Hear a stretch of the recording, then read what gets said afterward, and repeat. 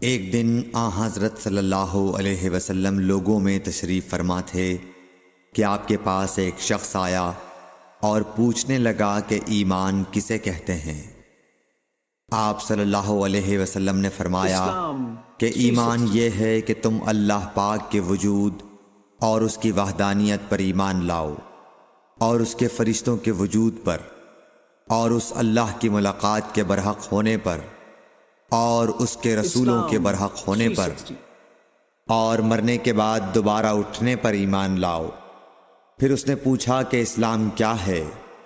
آپ صلی اللہ علیہ وسلم نے پھر جواب دیا کہ اسلام یہ ہے کہ تم خالص اللہ کی عبادت کرو اور اس کے ساتھ کسی کو شریک نہ بناؤ، اور نماز قائم کرو، اور زکوٰۃ فرض ادا کرو، اور رمضان کے روزے رکھو۔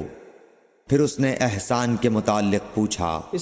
آپ صلی اللہ علیہ وسلم نے فرمایا، احسان یہ ہے کہ تم اللہ کی عبادت اس طرح کرو گویا تم اسے دیکھ رہے ہو۔ اگر یہ درجہ نہ حاصل ہو تو پھر یہ تو سمجھو کہ وہ تم کو دیکھ رہا ہے۔ پھر اس نے پوچھا کہ قیامت کب آئے گی؟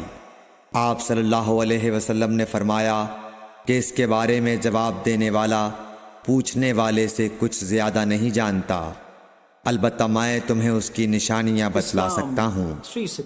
وہ یہ ہیں کہ جب لونڈی اپنے آقا کو جنے گی، اور جب سیاہ اونٹوں کے چرانے والے دیہاتی لوگ ترقی کرتے کرتے مکانات کی تعمیر میں ایک دوسرے سے بازی لے جانے کی کوشش کریں گے، یاد رکھو قیامت کا علم ان 5 چیزوں میں ہے جن کو اللہ کے سوا کوئی نہیں جانتا۔ پھر آپ صلی اللہ علیہ وسلم نے یہ آیت پڑھی کہ اللہ ہی کو قیامت کا علم ہے کہ وہ کب ہوگی۔ پھر وہ پوچھنے والا پیٹھ پھیر کر جانے لگا۔ آپ نے فرمایا کہ اسے واپس بلا کر لاؤ۔ لوگ دوڑ پڑے مگر وہ کہیں نظر نہیں آیا۔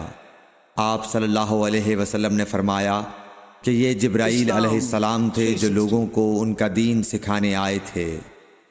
صحیح بخاری حدیث نمبر 50۔